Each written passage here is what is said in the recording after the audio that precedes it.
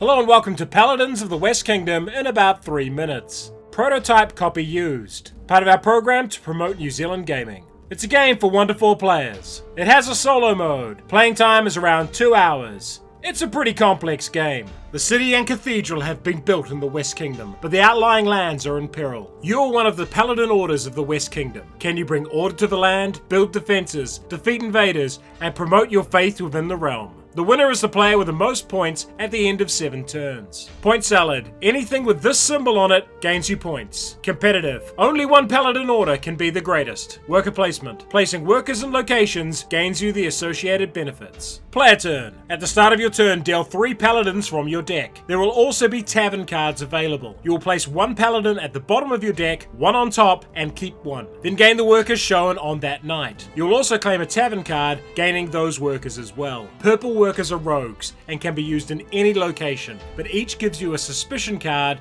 and potentially some tax. When the tax runs out, the players with the most suspicion gain a debt and the tax stall is restocked. On your turn, you will use 1 location. Let's look at the left side first. If a worker spot is coloured, you must use a matching worker or a purple one. Develop costs 4 silver and lets you place a workshop on an action on the right. This means commission now needs only 2 workers to use instead of 3. Hunt and trade gain basic resources. You gain 1 for placing 1 worker and 3 for placing both. Note that our knight's special ability boosts trade. Conspire lets you gain a purple worker and the associated suspicion. Recruit allows you to either discard townsfolk or recruit them. Discarding gives you this bonus immediately, while recruiting has an ongoing benefit. Prey allows you to remove workers from a spot, allowing a second use. The right side of the board has more complex actions. These require the attribute on the left and boost the attribute on the right. Attributes are tracked here. The higher they are, the better you are at doing the matching tasks. Commission lets you place a monk on this track,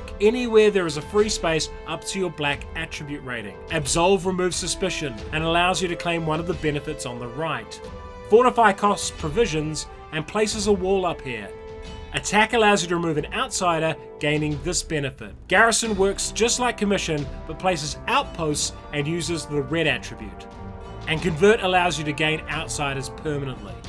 Play until you run out of workers, although you may pass and keep up to 3 workers instead. Finally, reveal the next turn card here. Later turns can have special worker actions that anyone can use. Why would you like this game? Paladins takes a step up from most Garphill games in terms of complexity and depth. This is a genuinely heavy Euro game with a lot of moving parts. The engine building and paths to victory are many and varied. A simple example is if you manage to recruit these 3 characters, each time you pay off a debt, you will gain 3 workers. The outsiders grant in-game bonuses, but nothing that helps short term, meaning there is sizable opportunity cost to gain them. And the inner workings of the core, use 1 attribute to boost another system, means you'll be trying to chain actions across different action spaces.